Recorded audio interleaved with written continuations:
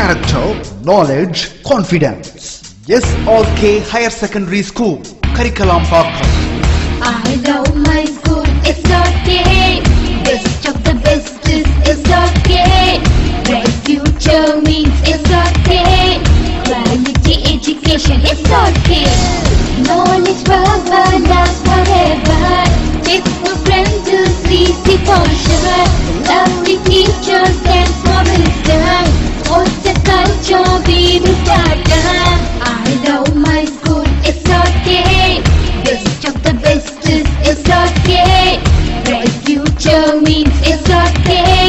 Quality education, SRK. Admission is going on from pre-KG to 12th standard. Group A1A, Maths, Physics, Chemistry, Biology. Group A1B, Physics, Chemistry, Computer Science and Biology. Group A2, Maths, Physics, Chemistry and Computer Science. Group A3, Accountancy, Economics, Commerce and Computer Application. SRK Higher Secondary School, 45/7, Dilliyanur Main Road, Karikalambakkam, Puducherry 7. Good evening students. I hope all are happy and safe. Happy ஆருங்க, safe ஆருங்க, studiesல concentration பண்ணுங்க.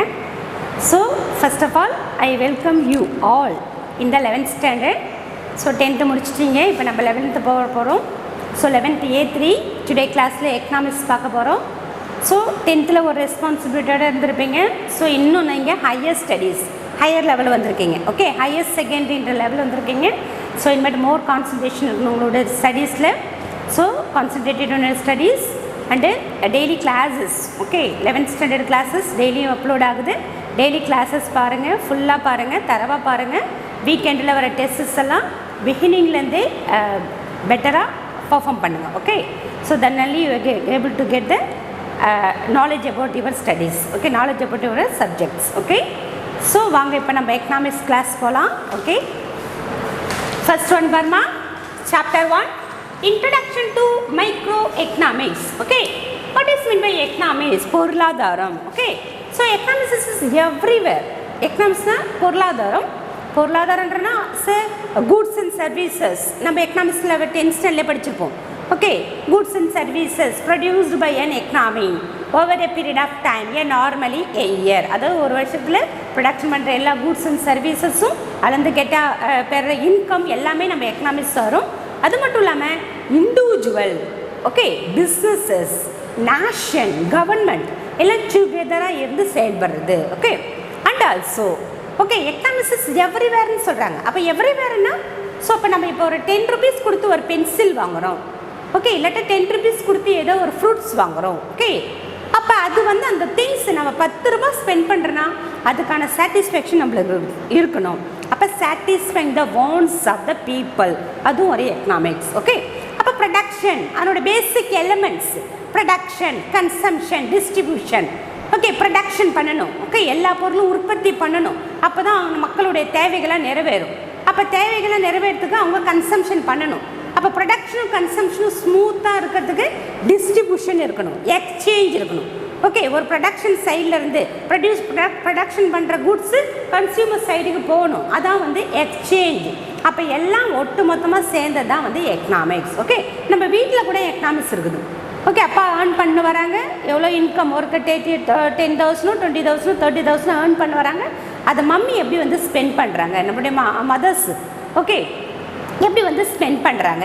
ரைஸ்க்கு இவ்வளோ amount, glossary ஐட்டம்ஸ்க்கு that mean மளிகை ஜாமானுக்கு இவ்வளோ items amount. Okay, medical expenses, educational expenses. So அப்போ எல்லாத்துக்கும் அதை divide பண்ணுறாங்க. அதுவும் ஒரு எக்கனாமிக்ஸ் தான். ஓகே, அப்போ இருக்கிற அமௌண்ட்டு ஓகே மினிமம் காஸ்ட்டில் மேக்ஸிமம் சாட்டிஸ்ஃபேக்ஷன், அதுவும் ஒரு எக்கனாமிக்ஸ் தான். ஸோ அப்போ நம்ம டீட்டெயிலாக இந்த எக்கனாமிக்ஸில் நம்ம பார்ப்போம். ஸோ அப்போ இப்போ நம்ம பார்க்க போகிறது introduction to micro economics. Okay, இங்கே ஒரு கோட்டஸ் கொடுத்துருக்காங்க மாதிரிமா. Economics is everywhere and understanding economics can help you make better decision. Okay, நம்ம economics ரொம்ப அண்டர்ஸ்டாண்ட் பண்ணிக்கினா நம்ம டிசிஷன்ஸ் வந்து பெட்டராக பண்ண முடியும் and lead a happier life. Decisions எப்பயுமே வந்து பிளானிங்கும் டிசிஷனும் பெட்டராக இருந்தாலே நம்ம ஹாப்பி வந்து லைஃப் வந்து ஸ்மூத்தாக போகும். அதுதான் வந்து சொல்லியிருக்காங்க. யாருன்னா Tyler Cowen. Okay, Tyler Cowen சொல்லியிருக்காரு. ஓகே, ஸோ அப்படியே ஒன் டைம் பார்த்துக்கோங்கம்மா. இப்போ நம்ம இன்ட்ரடக்ஷன் போகலாம்.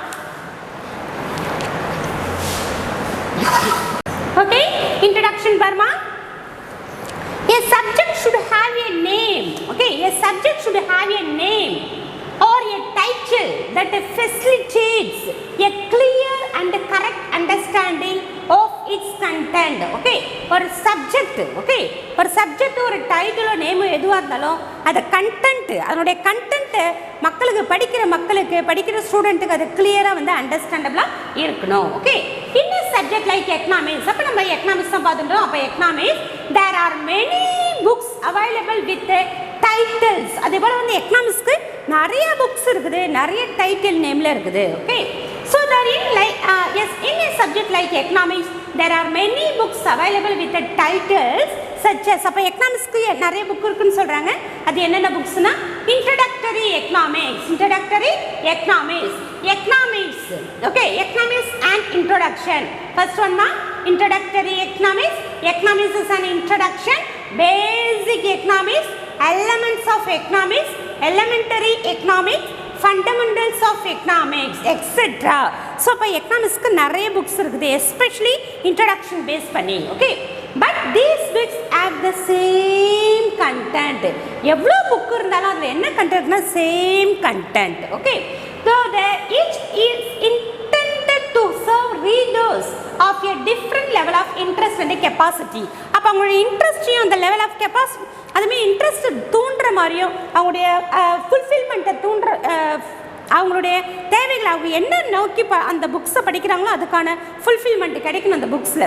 அப்போ இன்ட்ரெஸ்டாகவும் இருக்கணும். அதுக்கேற்ற மாதிரி அவங்க வேறு டிஃப்ரெண்ட் டாப்பிக்கில் அந்த புக்ஸை வந்து செலக்ட் பண்ணிக்கிறாங்க. Okay, so a good introduction to a subject besides, அப்போ ஒரு இன்ட்ரோடக்ஷன், குட் இன்ட்ரோடக்ஷன் என்ன besides containing the meaning of its title. Okay, meaning of its title should have the explanation of the nature and the scope of the subject. அப்போ அந்த title வந்து meaning of it's டைட்டிலாக இருக்கணும், and also nature, அந்த subject வந்து என்ன nature இருக்குது, and scope, அந்த எந்தெந்த ஏரியாஸ் அந்த சப்ஜெக்ட் கவர் பண்ணுறது என்றதை அதில் மென்ஷன் பண்ணிக்கணும். That is why whether the subject is the traditional or modern. அப்போ படிக்கும்போது நம்மளுக்கு தெரிஞ்சிருக்கும் அந்த புக்ஸ் வந்து ட்ரெடிஷ்னலை பேஸ் பண்ணியிருக்கா, மாடர்னை பேஸ் பண்ணியிருக்கா. ஓகே, ஸ்டாட்டிக்னா அஸ் அ இயங்கா நிலை, டைனமிக்னா இயங்கும் நிலை, டைனமிக்னா அஸ் அ டைனமிக் மூமெண்ட், ஸ்டாட்டிக்னா அதே லெவலில் இருக்கிறது.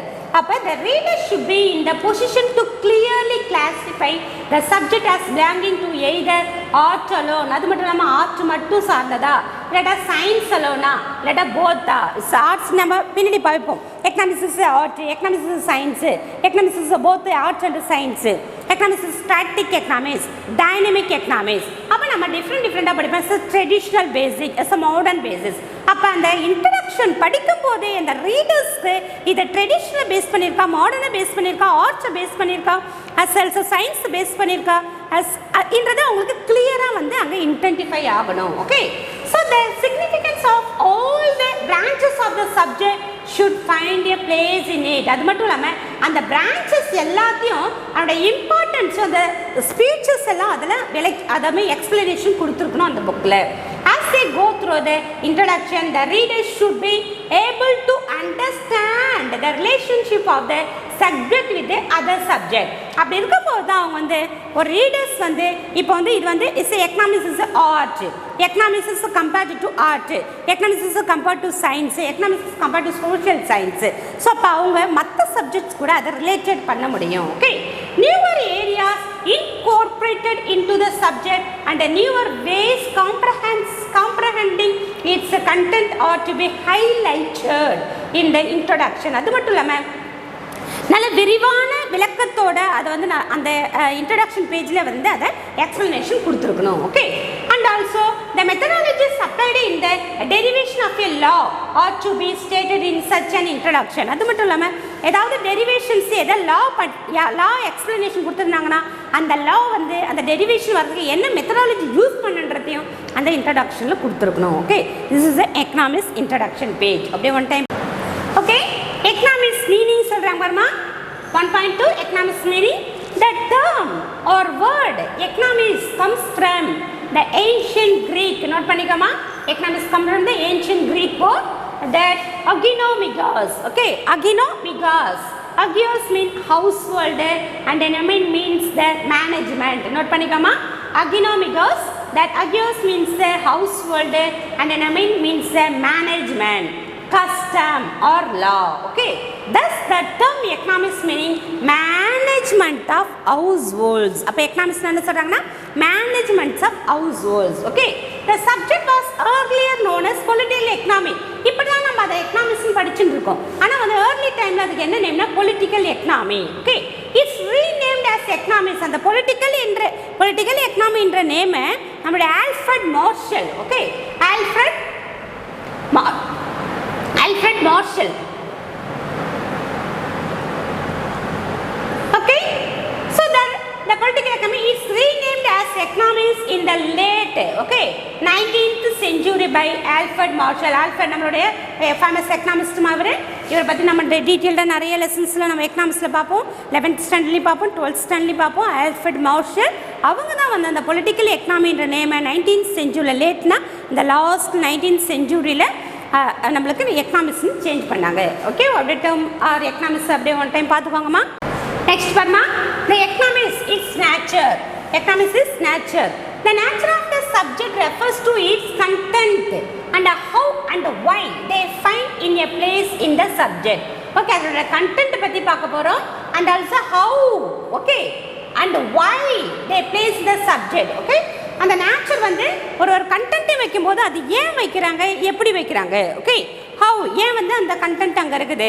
For example as a features இல்லாட்ட வந்து என்ன சொல்கிறது expenditure of the government. Okay, fiscal features. Okay, அது micro level macro level. Okay, இதுவெல்லாம் வந்து நம்மளுக்கு டாபிக்ஸை கவர் பண்ணும்போது அதுக்கப்புறம் இந்த நேஷ்னல் இன்கம், இன்ஃப்ளேஷன், டிஃப்ளேஷன், இது போல டாபிக் பண்ணும்போது அது ஏன் வைக்கிறாங்க, எதுக்கு வைக்கிறாங்க, அதனால் என்ன யூசஸ்ன்றது நம்மளுக்கு எக்ஸ்பிளைன் பண்ணுறது தான் வந்து நேச்சரு.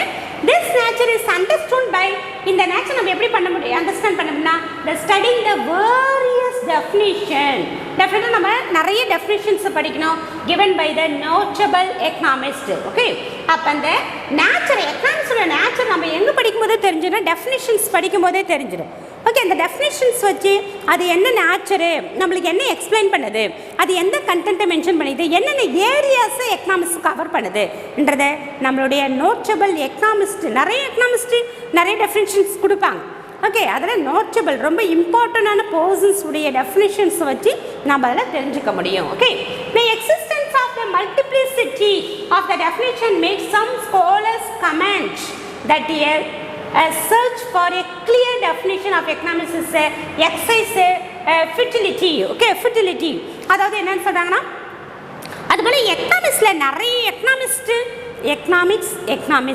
எக்கனாமிக்ஸ்னா சப்ஜெக்ட், நம்மளுடைய சப்ஜெக்ட் பொருளாதாரம், எக்கனாமிஸ்ட்னா அதை பொருளாதார வல்லுநர்கள். ஓகே, நம்மளுக்கு டெஃபினேஷன் கொடுத்த பொருளாதார வல்லுநர்களை தான் நம்ம என்ன சொல்லுவோம், எக்கனாமிஸ்ட். ஓகே, அப்போ நிறைய எக்கனாமிக்ஸ்க்கு நம்மளுடைய எக்கனாமிக்ஸ்க்கு நிறைய எக்கனாமிஸ்ட் வந்து டெஃபினேஷன்ஸ் கொடுத்துருக்காங்க. நிறைய டெஃபினேஷன் கொடுத்துருக்கிறதுனால எது பெஸ்ட்டுன்னு நம்மளால் செலக்ட் பண்ணுறது ஃபெர்டிலிட்டினா ரொம்ப சிரமமான ஒன்று. ஓகே, ஸோ அப்போ எது பெஸ்ட்டு, எது கிளியராக, எக்கனாமிக்ஸ்னால் என்னப்பா யார் அதை கிளியராக சொல்லிக்கிறாங்கன்னு தெரியுது ரொம்பவே கஷ்டமான விஷயம். ஓகே, ஸோ அதனால தான் ஜேஎம் கீன்ஸ். ஓகே, இவரும் நம்மளுடைய ஃபேமஸ் எக்கனாமிஸ்ட்டுமா. Okay, father of modern macro எக்கனாமிக்ஸ்னு கூட சொல்லுவாங்க. ஃபாதர் ஆஃப் மாடர்ன்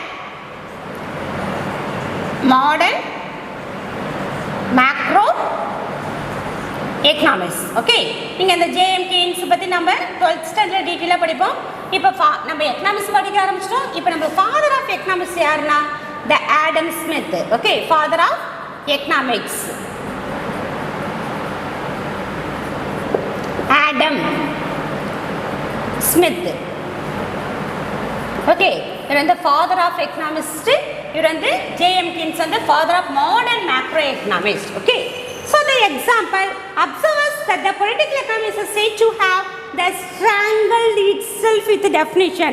அப்போ ஜேம்ஸ் கீன்ஸ் என்ன சொல்கிறது, நிறைய டெஃபினேஷன் இதெல்லாம் பொருளாதார தட் மீன் டெஃபினேஷன் தான் சொல்லுவேன்னா வரையறைகள் தனக்குத்தானே கழுத்தை நெரிச்சு கொள்ளும். அதாவது என்னன்னா ஒன்று யாருக்கிட்ட நம்ம ஒரு விஷயம் கேட்கும்போது அதை ஒரு லைன்லேயே ஒரு வேர்ட்லேயே சொல்லிட்டாங்கன்னா நம்மளுக்கு கிளியர் ஆகிடும். அதை பற்றி நிறைய சொல்லும்போது என்ன சொல்ல வந்தாங்கன்னே தெரியாது.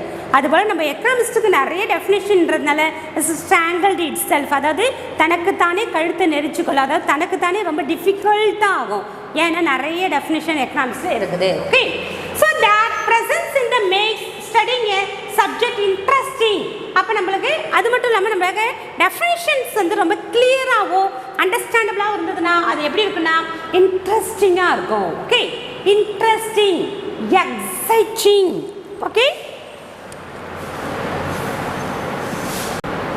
Okay, so that presence makes, okay, their presence na definition that makes studying a subject interesting. நிறைய ரொம்ப பார்த்த உடனே புரியுற மாதிரி ரொம்ப கிளியரான டெஃபினிஷன்ஸ் வந்து இருந்துன்னா என்ன ஆகணும், அந்த சப்ஜெக்ட் ரொம்ப இன்ட்ரெஸ்டிங்காக இருக்கும், எக்ஸைட்டிங்காக இருக்கும், and enjoyable R worth while, ரொம்ப யூஸ்ஃபுல்லான ஒன்றா இருக்கும். In fact the presence in the social science subject is a clear sign of the growth of the science. It indicates that there is a exit freedom for people associated with it such as science to formulate fresh definition. அதாவது என்னன்னா as a social sciences, economics இது கூட compare பண்ண economics is social science, that is a basic word. Okay, அப்போ science உடைய growthnessையும் நிறைய definition அந்த சப்ஜெக்டை அவங்க புரிஞ்சுக்கிற விதத்தில் டெஃபினட்டாக புரிஞ்சுக்கிறாங்கன்னா அவங்களே நிறைய டெஃபினிஷன்ஸ் வந்து அதுக்கு மேடப் பண்ணலாம். ஓகே அப்படின்னு சொல்கிறாங்க. Okay, so that these associate appreciate and make use of the opportunity afforded to them and come up with the plethora என்னன்னா ரொம்ப அளவுக்கு அதிகமான definition saying the more and mirror more, ரொம்ப மோராகவும் இருக்கும், ரொம்ப அளவுக்கு அதிகமாகவும் இருக்கும், ரொம்ப அதிகமாகவும் இருக்கும், ரொம்ப ஹாப்பியஸ்டாக கழிப்பு மிரர் என்னன்னா ரொம்ப ஹாப்பியஸ்டாகவும் இருக்கும். ஈச் டெஃபினேஷன் ரெப்ரசன்ட் யூனிக், ஒரு டெஃபினேஷனும் யூனிக்கான ஜெனரலைசேஷனாக இருக்கும். A wide so variety of definition pave நம்மளுக்கு வழி வகுக்குது, பேவ் த வே to arrive a near complete agreement on the subject matter of economics. அப்போ நம்மளுக்கு நிறைய டெஃபினேஷன்ஸும் நிறைய டிஃப்ரெண்ட் எக்கனாமிக்ஸோட டெஃபினேஷன்ஸும் நம்மளுக்கு இருக்கும்போது நிறைய வழிவகுக்கும். எப்படின்னா as a near complete agreement, ஒரு சப்ஜெக்ட் இதுதான்னு நம்மளால் ஒரு கன்க்ளூட் பண்ணுறதுக்கு வழிவகுக்கும். Okay, a science grows stage by stage and every stage it's a newer definition. Science அப்படி ஸ்டேஜ் பை ஸ்டேஜாக க்ரோ ஆகின்னு வருது. அப்போ ஒரு டெஃபினேஷனுக்கு ஒரு நிறைய டெஃபினேஷன்ஸ் எமர்ஜ் ஆகுது, உருவாகுது. And concept associated with it receives some special emphasis. However, a study of subject is made possible when it possesses having it's a clear cut definition and a boundary. Okay, அப்போ subject mat ரொம்ப ஈஸியாகவும் பாசிபிளாக இருக்குன்னா clear கட்டான definition இருக்கணும். அதுபோல் நம்மளுக்கு நிறைய எக்கனாமிக்ஸ்ட்டு நிறைய definition கொடுத்துருந்தாலும் நம்ம 4 டெஃபினேஷன் ரொம்ப ரொம்ப ரொம்ப ரொம்ப இம்பார்ட்டன்ட் டெஃபினேஷனாக நம்மளுக்கு இந்த சப்ஜெக்டில் இருக்குது. ஸோ அந்த டெஃபினேஷன் பற்றி தான் நம்ம இப்போ பார்க்க போகிறோம். Okay, the 4 definition. Okay, so 4 definition parma, each referring to particular stage the growth of the subject of economics are presented here. Okay, ஒரு growth கதை சொல்கிறோம் இல்லையா, சப்ஜெக்ட் சயின்ஸ் இருந்தாலும் சரி எக்கனாமிக்ஸ் இருந்தாலும் ஸ்டேஜ் பை ஸ்டேஜ் க்ரோத் ஆகும். ஒரு ஸ்டேஜுக்கும் நியூவரான definitions வந்துட்டு இருக்குனாங்க இல்லையா, அதுபோல் நம்மளுக்கு எக்கனாமிக்ஸில் ஒரு ஸ்டேஜுக்கும் ஒரு டெஃபினேஷன்ற மாதிரி நம்ம 4 டெஃபினேஷன் பண்ணியிருக்கோம். ஓகே, ஸோ ஃபர்ஸ்ட் ஒன் பாருமா, ஸ்மித்னா ஆடம் ஸ்மித். ஓகே, ஸ்மித்னா யாருன்னா ஆடம் ஸ்மித்.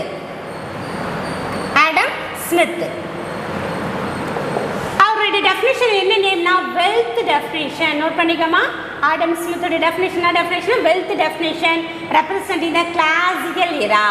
ஓகே, தொன்மையான பீரியடில் வந்து தட் மீன் ஃபஸ்ட்டு வந்து நம்மளுக்கு டெஃபினேஷன் பார்த்தோன்னா தட் மீன் த ஸ்மித்தோடைய வெல்த் டெஃபினேஷன். நோட் பண்ணிக்கோமா, ஸ்மித் 4 டெஃபினேஷன் சொல்லுவோம். Okay, Adam Smith wealth definition.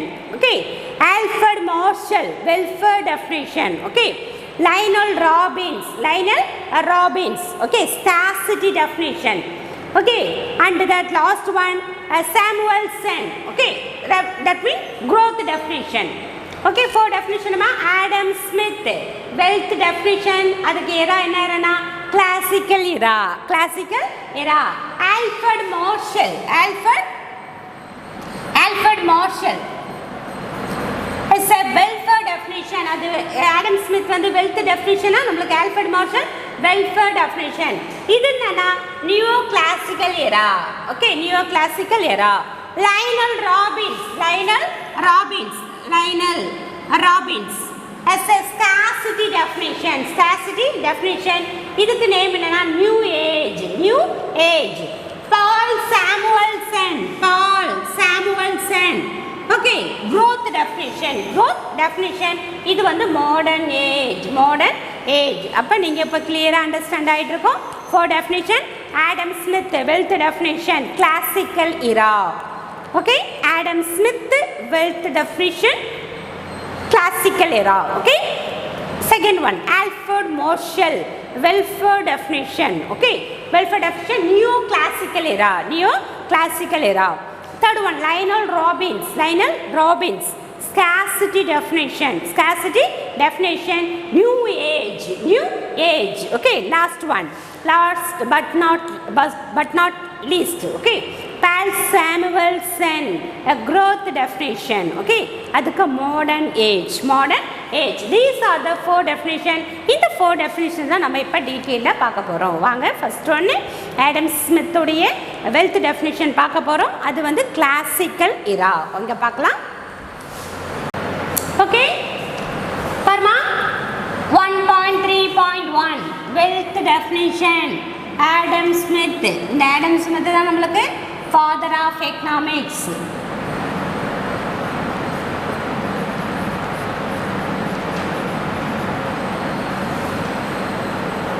Okay இதுக்கு நேம் என்னன்னா the classical era. Okay Adam Smith 1723 note பண்ணிக்கமா 23 to 1790 in his book. அவருடைய புக் நேம் பாருமா an inquiry into nature and causes of wealth of nation.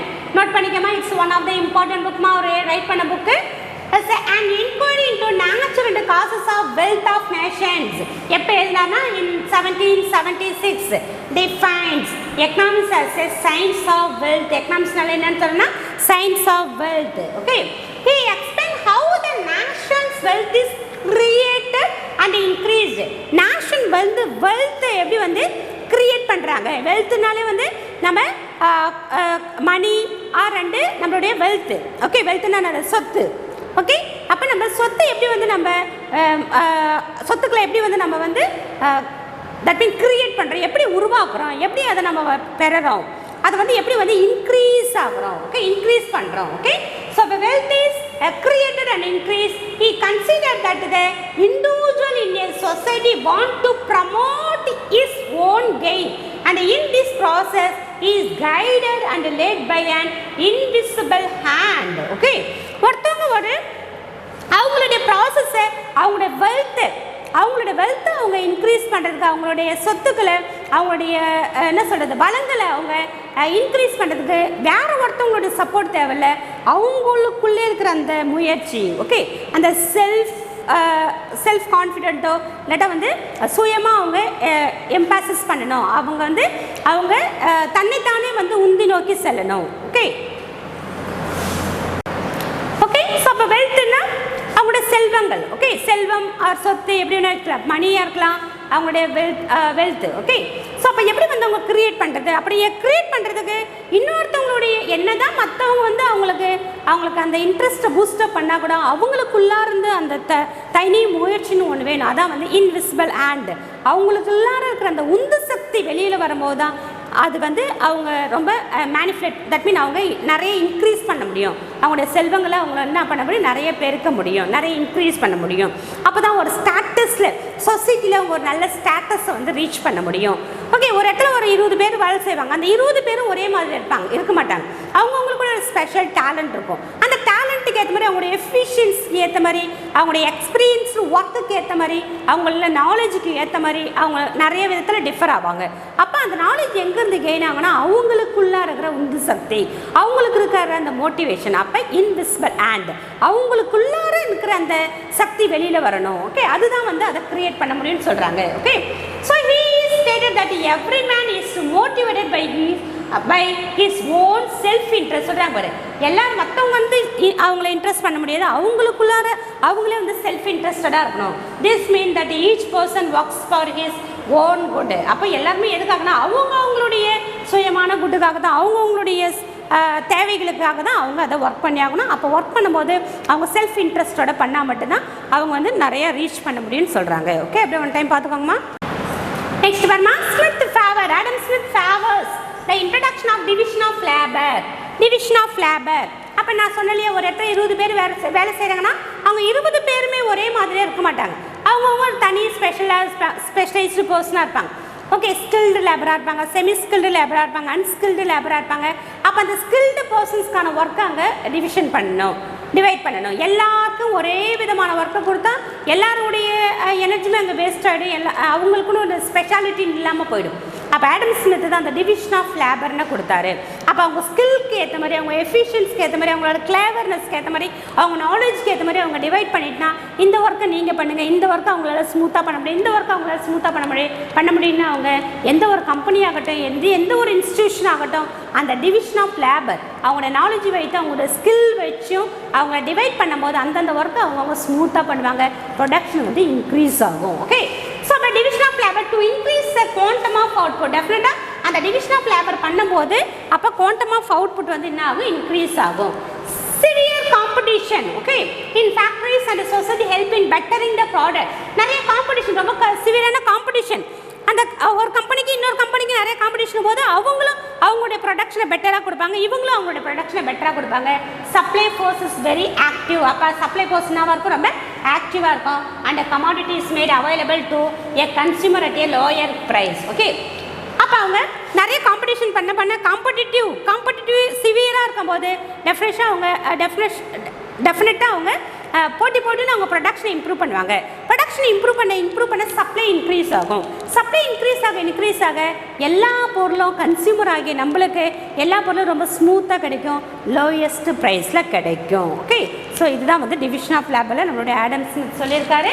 இங்கே ஒரு box இருப்பார்மா. இந்த publication of Adam ஸ்மித்துடைய அவருடைய book name பாருமா, த வெல்த் ஆஃப் நேஷன். எந்த year வந்ததுன்னா in 1776 has been described as a effective birth of economics as a separate discipline.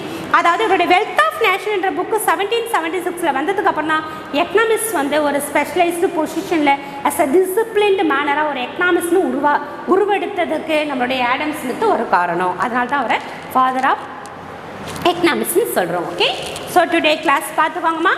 So அப்போ ரொம்பவே இன்ட்ரெஸ்டிங்காக இருக்கும், உங்களுக்கு போக ரொம்ப இன்ட்ரெஸ்டிங்காக இருக்கும். ஸோ டுடே கிளாஸ் உங்களுக்கு ரொம்ப இன்ட்ரெஸ்டிங்காக இருக்குன்னு நினைக்கிறேன். கிளாஸஸ் 1 or 2 டைம் பாருங்கள், டீட்டெயில்டாக பாருங்கள், தரவாக பாருங்கள், லைன் பை லைன் ரீட் பண்ணுங்கள். ஸோ உங்களுக்கு அப்போ தான் வந்து நாலேஜ் வந்து கெயின் ஆகும் எந்த ஒரு சப்ஜெக்ட்டும். Okay, I am telling not only the economics, I am telling all the 6 subjects. Okay, எல்லா சப்ஜெக்ட்டும் ஈக்குவல் இம்பார்ட்டன்ஸ் கொடுத்து கான்சன்ட்ரேஷனாக படிங்க. வீக்கெண்டில் டெஸ்ட் வரும். டெஸ்ட்டில் இன்றைக்கி நடத்துன இந்த போர்ஷன்ஸ்லேருந்து உங்களுக்கு டெஸ்ட் இருக்கும்.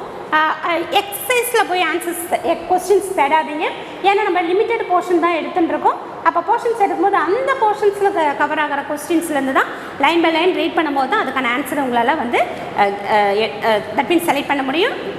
ஆன்சர் உங்களுக்கு சூட்டபுளாக இருக்கும். ஓகே, ஸோ டீட்டெயிலாக பாருங்கள், தரவாக ரீட் பண்ணுங்கள். we will meet on the next class. Okay, thank you.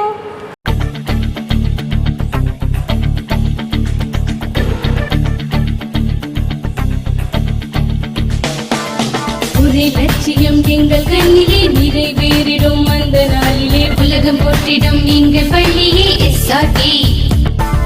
கல்வி பண்புகளை கண்ணின போற்று கலைகள் யாவையும் கைவசமாக்கு பள்ளியின் பெயரை கேட்டால் சொல்லு SRK.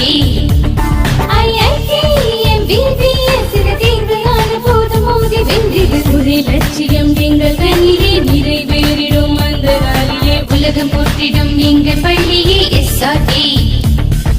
கல்வி பண்புகளை கண்ணின போற்று கலைகள் யாவையும் கைவசமாக்கு பள்ளியின் பெயரை கேட்டால் சொல்லு SRK. Admission is going on from pre-KG to 12th standard. Group A1A Maths, Physics, Chemistry, Biology. Group A1B Physics, Chemistry, Computer Science and Biology. Group A2 Maths, Physics, Chemistry and Computer Science. Group A3 Accountancy, Economics, Commerce and Computer Application. SRK Higher Secondary School, 45/7, Dillianur Main Road, Karikalambakkam, Puducherry 7.